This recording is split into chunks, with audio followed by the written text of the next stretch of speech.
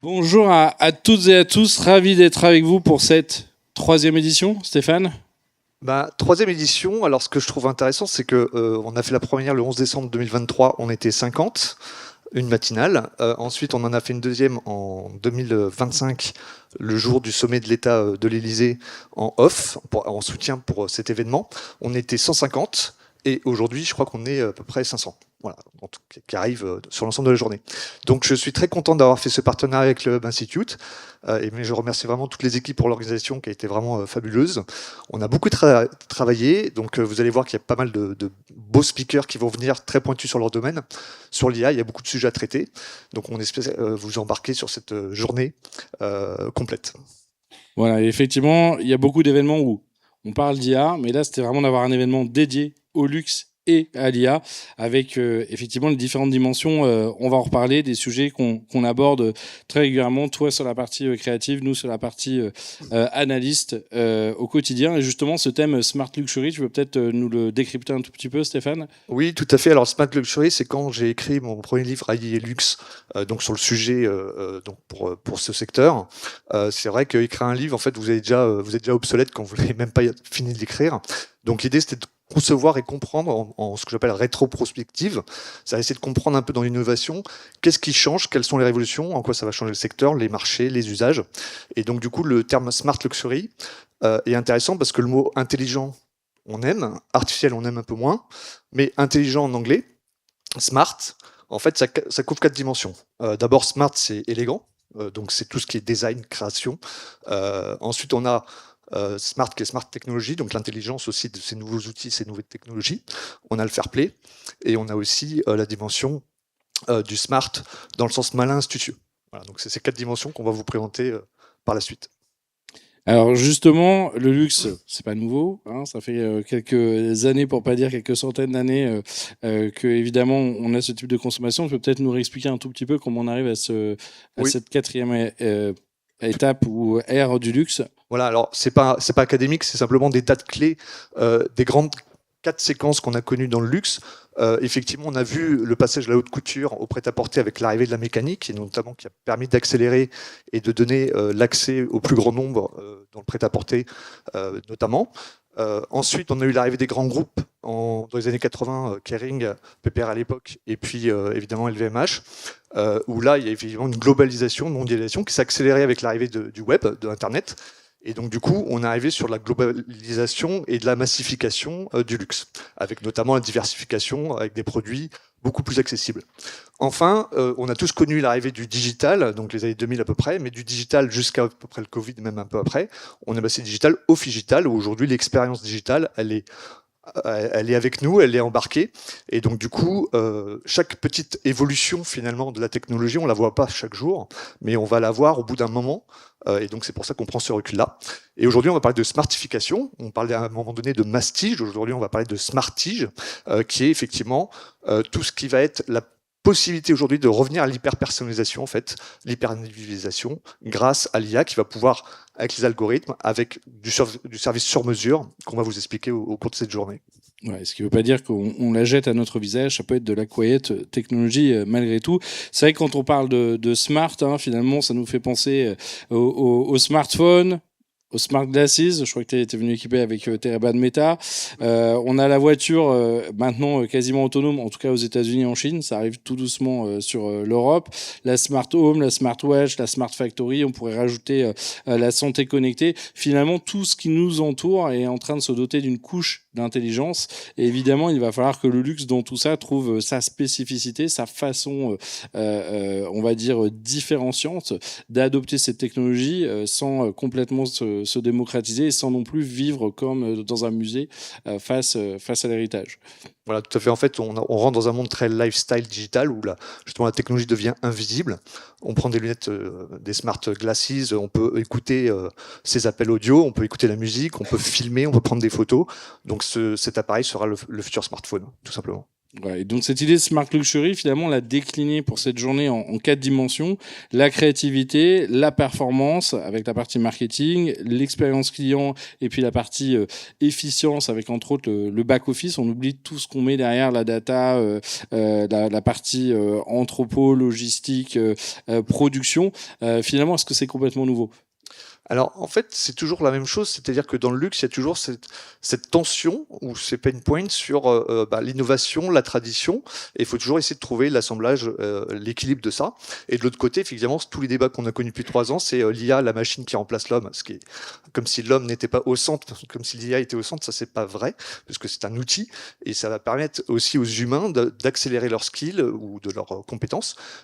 Et donc, l'idée, c'est effectivement d'arriver avec ce mapping, de comprendre un peu ces points de tension et d'avoir pu réfléchir à des angles d'attaque à la fois pour que ce soit plus clair et en même temps parce qu'il y a des experts pointus dans chaque domaine qui vont parler de toutes ces dimensions, parce qu'être expert en IA, ça veut pas dire grand-chose parce qu'il y a tellement de sujets à aborder. Donc moi, ça va plutôt être la création, mais effectivement, d'autres speakers qui vont venir au fil de la journée auront des angles plus précis et plus pointus. Alors, quand on redescend, évidemment, la créativité, un sujet qui était cher avec Ballistic Art. Tout à fait. Alors, moi, j'ai créé une agence il y a presque 20 ans maintenant.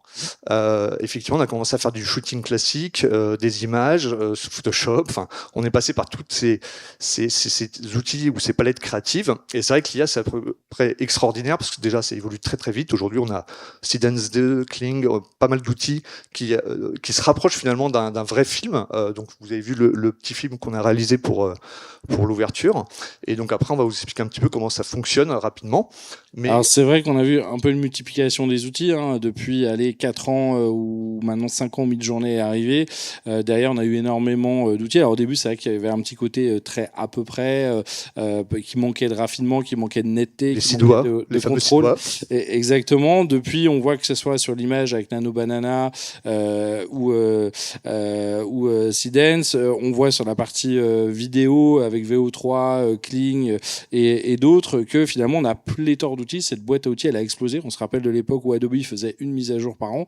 Là, d'un seul coup, on a des centaines d'outils, mais c'est vrai que ça peut être un petit peu perturbant finalement d'avoir l'impression qu'on a tout, qu'on peut tout faire, et en même temps, on ne sait plus par où commencer. Tout à fait, ce qui veut dire que l'intention créative est plus importante finalement que tous ces outils. Parce que vous pouvez faire plein d'images, mais si vous n'avez pas, si vous n'avez pas la connaissance, la direction artistique ou l'intention ou même d'un brief client, vous n'allez pas aller très loin. Et puis finalement aussi cette expertise du traitement luxe qui est un petit peu différent. Donc là, Seedance qui a un petit peu choqué Hollywood, puisque maintenant on a une IA après VO3, Sora qui s'est arrêtée, qui est chinoise et qui permet de faire à la fois l'image, le son, les lip sync, la musique de manière vraiment rapide et contrôlée avec une qualité. La dernière version d'ailleurs fait du 4K. Donc c'est vrai que c'est un petit peu déstabilisant. On a l'impression qu'on peut tout faire et en même temps pas toujours. Et puis d'ailleurs, des fois, on peut faire des morceaux en IA, des morceaux avec de la vraie réal. L'idée, c'est de choisir un peu comme le fond vert. On l'utilise pas systématiquement. Mais justement, face à ça, est-ce que ça veut dire que tout le monde peut faire des visuels pour le luxe, des films de luxe? Alors, non, comment ça et se oui. passe? Enfin, tout le monde peut faire des visuels avec l'IA, ça c'est sûr, parce qu'aujourd'hui, ça a des outils très démocratiques. Par contre, faire de luxe, il faut avoir une connaissance, il faut bien connaître les maisons, il faut connaître leur ADN, il faut connaître leur code. Et là, je vous ai mis un exemple, par exemple, de ce que vous avez pu voir dans le film. Et je vais vous poser la question, c'est dans ce plan, il y a toutes ces références qui sont été injectées. Donc, est-ce qu'on injecte de la culture, comme par exemple Charles Perrault, on a le Space Age avec Cardin, Courrèges, etc., qui ont été des références pour designer ce personnage. Alors après, la question, c'est effectivement, est-ce que je suis en train de plagier tous ces créateurs, ou est-ce qu'au contraire, ça fait partie du métier de créatif de s'inspirer de ce qui a été fait avant. Tous les artistes, David Lynch, par exemple, s'était inspiré d'Hitchcock, il le revendiquait. Donc, je pense qu'il faut trouver la bonne mesure et pas effectivement mettre dans les prompts, en fait, si vous voulez, vos belles marques ou des noms de créateurs. Il faut simplement essayer de trouver, de mixer en fait plusieurs références dans un seul plan pour créer quelque chose de nouveau. Et alors du coup, c'est vrai qu'on a beaucoup vu énormément de marques de luxe détournées plus ou moins habilement, plus ou moins justement par beaucoup de gens très enthousiastes qui ont beaucoup d'amour pour ces marques, et je pense à quelques maisons qui ont eu les œufs qui saignent de temps en temps. Est-ce que finalement on va avoir une explosion de l'AI slope, ce côté UGC créé un peu par tout à chacun sur les réseaux sociaux, ou est-ce qu'il y a quand même d'autres pistes pour pouvoir aller explorer intelligemment cette IA pour les maisons? Alors, ce qui est intéressant, c'est qu'on a observé depuis 2-3 ans, sur Instagram, sur TikTok ou sur toutes ces plateformes, des créations où le luxe est réinterprété par ces artistes, ces créateurs indépendants, avec l'IA, grâce à l'IA. Et pourquoi? Parce que le luxe, en fait, c'est désirable et que les auteurs ou les créatifs aiment bien travailler avec ces marques-là sans leur demander la permission, par ailleurs. Mais certains qui ont commencé à prendre des logos de marques et qui ont fait des contenus avec beaucoup de followers, finalement, ont été appelés par les marques pour faire des collabs, donc sur la partie 2. Pour les plus qualitatifs. Les influenceurs. Des influenceurs créateurs de contenu qui ont une vraie patte artistique et qui sont beaucoup appelés par les maisons pour faire des contenus en collaboration. Et puis après, il y a la dernière dimension qui est la plus, on va dire, où on a moins d'exemples, c'est effectivement le film Craft, full IA. Et nous, on a pris l'exemple de Longchamp, on a trouvé qu'Emmanuel qui était un très bon exemple, parce que le film est très qualitatif, il respecte bien les codes de la maison. Fait avec une vraie équipe de production. Voilà. Mais il y a beaucoup encore encore d'appréhension des maisons pour aller faire des films full craft, ce qui peut se comprendre parce que comme on peut aussi, dès qu'on dit que c'est de l'IA, on peut avoir aussi un bad buzz. Les gens vont dire, oui, vous avez remplacé tel comédien, vous avez remplacé tel chef opérateur, tel réalisateur. Donc, c'est pas encore complètement accepté. Et c'est vrai que les maisons ont un peu peur de ça. Et c'est normal. Donc, on n'a pas beaucoup d'exemples. On en a quand même quelques-uns. Il y en a certains qui ont été audacieux et qui l'ont fait. Ça s'est bien passé. Et Longchamp, qui est passé un peu inaperçu, je trouve, est un très beau film qu'on va vous présenter juste maintenant.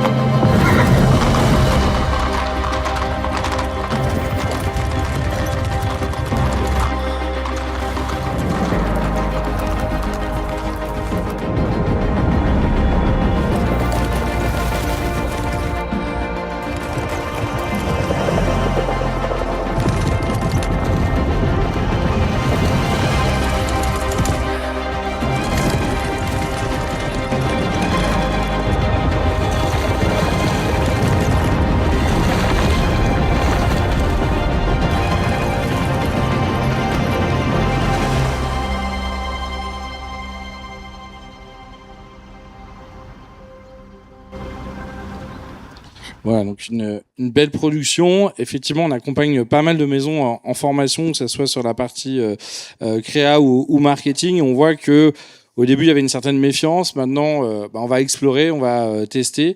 Tu fais aussi un certain nombre de collaborations. Je pense que voilà, c'est encore les débuts du début de la maturité. Oui, mais le champ des possibles est assez dingue. Voilà, juste, il faut quand même aussi savoir une chose, c'est que moi j'ai aussi fait des productions pour la télévision. Et la télévision aujourd'hui ont des chartes et donc ils vous demandent quels outils vous utilisez. Vous n'avez pas le droit de tous les utiliser. Donc il y a aussi des choses qui se mettent en place sur le plan légal, sur le plan juridique. Et donc du coup, on ne peut pas tout faire non plus. Enfin, dans des cadres professionnels, on doit montrer patte blanche sur les outils qu'on utilise. Bien sûr. Et donc derrière tout ça, ça se fait pas tout seul parce qu'on a toujours cette imagination de se dire l'IA, on va appuyer sur un bouton et tout va se faire instantanément. Finalement, tu retrouves quand même ces tâches de conception, d'idéation, de storyboarding, de storytelling, les key visuals, les digital assets. Il y a vraiment beaucoup de tâches à faire. Donc on peut aller à la fois faire des choses qu'on n'aurait pas pu faire, peut-être des fois un peu plus vite, mais finalement peut-être plus de manière plus créative que juste moins cher. En fait, aujourd'hui, on va dire que si par exemple vous faites des stories, des reels sur les réseaux sociaux, TikTok, Instagram, là on peut se permettre d'aller vite parce qu'en fait c'est du contenu rapide qui se consomme rapidement et qu'il faut produire rapidement. D'ailleurs, on parlera tout à l'heure de microdrama qui fait partie d'une nouvelle tendance. Et si on peut regarder ce slide, c'est qu'en fait, par contre, le vrai travail d'artisan de l'image, créateur IA, réalisateur IA, comme je peux faire, c'est qu'en fait il y a tout un travail en amont qui est invisible, qui est de créer des créer l'aura, c'est-à-dire effectivement modéliser. Donc là, vous voyez que le véhicule qu'il a, je l'ai complètement inventé. Il a inspiré un peu de design de Tesla, il a inspiré un petit peu d'un drone. Mais tout ça, tout ce que vous avez vu dans le film, le décor, les objets, les costumes ont été complètement inventés à partir d'une feuille blanche. Mais par contre, pour que ce soit efficace et que les personnages soient cohérents d'un plan à l'autre, les LoRa, c'est-à-dire que vous allez mettre 15 images dans l'IA, et à chaque fois que vous allez prompter, vous allez toujours avoir le même personnage avec le même design, et vous pouvez changer même les vêtements. Donc pour la mode, par exemple, ça peut être extrêmement intéressant pour plein de domaines dans le luxe. Donc un vrai boulot de direction de la création et en même temps une ouverture du champ des possibles, parce que c'est vrai qu'on a travaillé ensemble dans ma précédente agence et des fois on était un peu frustrés, on n'avait pas le temps, on n'avait pas le budget, on avait des idées qu'on était un petit peu obligé de revoir à la baisse, on va dire. Là finalement on pourrait se dire que demain on aura tous les mêmes outils. Vu la vitesse à laquelle ça va, effectivement, quand on voit de mid-journée à aujourd'hui Seedance 2, on n'imagine même pas ce que ça va être dans 3 ans.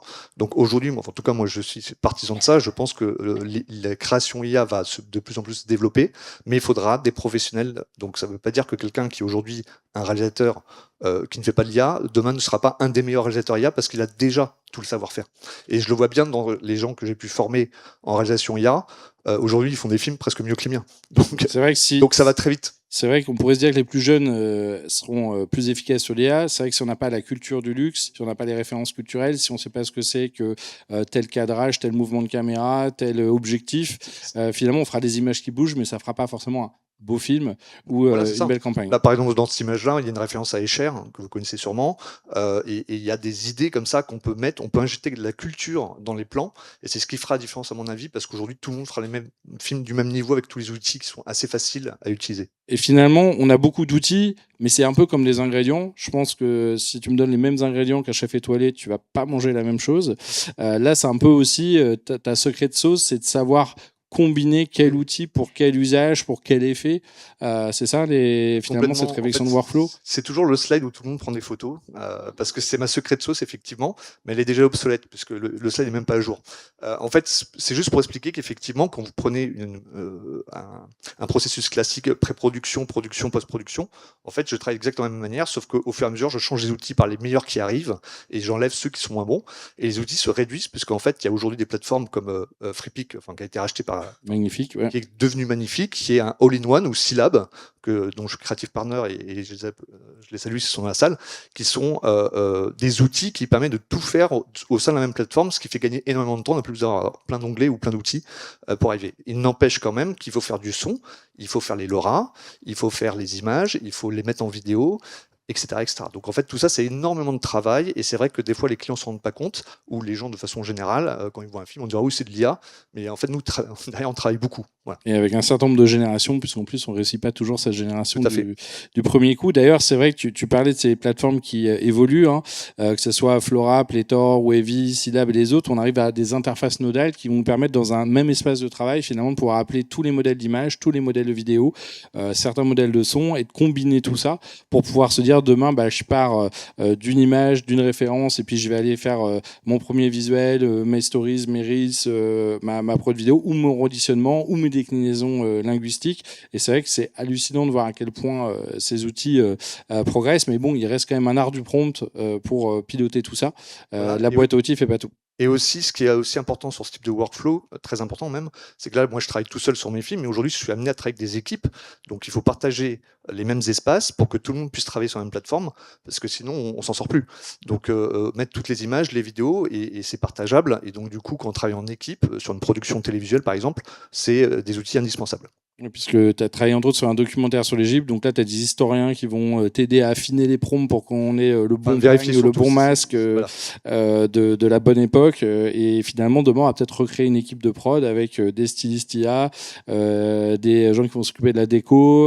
Voilà, en fait c'est ça aussi qui est très important, c'est que quand on fait un film IA, par exemple on est tout seul, on est à la fois le styliste, on est le décorateur, on est le directeur d'acteurs, parce qu'on peut mettre aussi des directions d'acteurs dans les prompts pour avoir exactement ce qu'on veut à l'image. Alors, le deuxième sujet, c'est la performance. On sait évidemment qu'aujourd'hui, on a un contexte économique qui nous force à aller vers peut-être un peu plus de mesures et un peu plus de ROI. Alors, ça ne veut pas pour dire pour autant qu'on oublie cet instinct. Je me rappelle d'une citation voilà, dans notre dernier ouvrage de Franck Lomoel qui nous disait la data idéale est au service des maisons. Elle n'est pas là pour remplacer la vision créative des directeurs artistiques. Et en même temps, on voit bien que on parle des fois de 365 marketing. Finalement, aujourd'hui, on doit quasiment capable de communiquer tout au long de l'année. Alors, il y a des grandes campagnes, mais il y a les posts du quotidien dans plein de plateformes, dans plein de formats, de manière multimédia. Et donc, on voit bien que finalement, il va falloir un petit peu upgrader notre atelier à contenu et à expérience, puisqu'il faut produire plus. Et si on le fait à l'ancienne, il y a un moment, en termes de coût, en termes de temps, ça va devenir un petit peu compliqué. On a des groupes mondiaux aussi, avec toutes les déclinaisons linguistiques. Et donc, évidemment qu'il va falloir gagner en volume, mais on ne veut pas perdre non plus en valeur. On ne veut pas faire du low quality, on ne va pas faire de la production de masse. Et donc, pour ça, finalement, c'est la data qui va nous aider. C'est cette data qui va nous aider à mieux comprendre les insights, à les traiter plus rapidement, à aller nourrir les planeurs stratégiques, à aller nourrir les directeurs de certaines maisons. Quand je dis nourrir, ils ont leur vision à eux, évidemment. C'est aussi mesurer ce qu'on fait, essayer de comprendre l'impact, ou tout simplement de pouvoir personnaliser les choses avec les différents clients. Et donc aujourd'hui, on peut mieux cibler, on peut personnaliser le site internet, on peut personnaliser les campagnes, les temps, les heures d'envoi, les messages. Donc on voit qu'il y a vraiment cette maîtrise à avoir, alors qui n'est pas forcément visible du public, mais qui va être ressentie si on arrive à envoyer le bon message au bon moment, à la bonne personne, la bonne expérience. Mais ça peut être aussi en point de vente, évidemment, si on a les bons outils. Finalement, c'est un peu l'intimité à grande échelle. Oui, mais en fait, c'est ce qu'on disait sur le Smart Luxury, c'est-à-dire qu'effectivement, mais déjà, on est déjà dedans, puisque vous regardez sur Netflix que des films de science-fiction, on va vous mettre en avant plutôt des films de science-fiction. Donc aujourd'hui, l'hyper-personnalisation, et c'est ce qu'on veut aujourd'hui, on n'a plus envie d'être sollicité par des publicités qui ne vous concernent pas. Vous avez envie d'avoir des usages, des services qui sont faits pour vous, et dans ces cas-là, effectivement, la data et les algorithmes vont permettre d'avoir cette hyper-personnalisation, que ce soit en boutique d'ailleurs, ou sur le online. C'est vrai que même sur les réseaux sociaux, on est un peu passé du social graph où on suivait des gens ou des personnes à l'interest graph où finalement c'est nos centres d'intérêt. Et donc, il va falloir nourrir. On a un peu l'habitude d'avoir tous des feeds customisés sur mesure, et on s'attend à ce que, idéalement, si on arrive sur un site web, entre un client, un non-client, un homme, une femme, on puisse être identifié et ciblé. Ça peut être la même chose en magasin avec ce clienteling augmenté où c'est pas de remplacer le vendeur, mais c'est plutôt de l'assister avec les bonnes applications, les bonnes data, les bonnes infos. Effectivement, on avait vu Kauna avec Dior, c'était à Vivatech l'an passé, où ils ont mis tout un outil au service des conseillers de vente pour, si on a un historique, en fonction des questions, des centres d'intérêt, pouvoir poser les bonnes questions, proposer les bons produits. Donc évidemment, on garde ce côté humain et social du vendeur, mais en même temps, on lui donne les bonnes clés. Des fois, on a des clients très informés qui viennent nous voir, et c'est pas toujours évident. Kauna fonctionne aussi sur la partie e-commerce. Et puis, on n'a pas forcément le temps de l'aborder là tout de suite, mais ça sera dans la journée, cette boutique comme théâtre où on voit qu'on parle de retailtainment, de réenchantement du point de vente. À mesure que on a enrichi l'expérience online, finalement on essaie de se repenser, de repenser ce qu'on propose, un showroom, des démos, des pop-up stores, on crée l'événementiel, finalement un peu comme une galerie, comme une exposition, on essaie de redonner envie, de recréer une expérience qui soit un peu atypique, et finalement peut-être recréer de l'émotion derrière tout ça. On voit qu'on a certains sites e-commerce qui ont fait le saut. On a Noli, dans lequel L'Oréal a investi, qui permet de personnaliser l'expérience e-commerce en beauté. On voit L'Oréal, qui, au-delà de vendre des produits cosmétiques, désormais veut nous guider, diagnostiquer, prédire, coacher le client, et au passage récupérer des données, puisqu'on voit bien que c'est le nerf de la guerre aussi. On a des marques comme Prose aux États-Unis qui ont été lancées par Arnaud Plat, qui fait du shampoing personnalisé. Ça peut paraître un peu étrange. C'est 165 millions de chiffre d'affaires après 8 ans. C'est 120 questions pour pouvoir devenir client. C'est un abonnement sur mesure. On ne produit pas le produit à l'avance, on le produit à la demande. Ça veut dire une chaîne de production pour pouvoir produire des shampoings sur mesure. Et on a renversé complètement la pyramide qui était production de masse, distribution de masse, marketing de masse. Donc c'est possible. Demain, on ira peut-être même jusqu'à connecter votre salle de bain avec un miroir connecté, un diagnostic, et pourquoi pas la micro-production d'un sérum, d'un soin sur mesure, on n'y est pas totalement. On voit aussi les débuts de l'agentique commerce qui risque un peu de nous bousculer, un agent qui puisse aller chercher l'information, comparer les marques, voire aller jusqu'à la transaction. Et donc demain, on se pose la question de ce qui se passera quand notre audience ne sera plus forcément humaine, mais peut-être un agent IA. Est-ce qu'on aura un agent qui parle à un agent, une API à une API? Est-ce qu'on aura un vendeur qui parle à un agent? Évidemment, pour terminer, c'est aussi de retrouver, de gagner du temps dans l'efficience. On oublie qu'il y a toute une partie évidemment de production, alors qui est souvent artisanale, mais on a quand même des fois des entrepôts, des usines dans certains cas. Et on voit bien que sur cette industrie 4.0, il y a énormément de choses qui sont en train d'évoluer. On va connecter l'entrepôt, on va connecter l'usine, on va essayer de tracer les produits, on va sécuriser évidemment tout ça.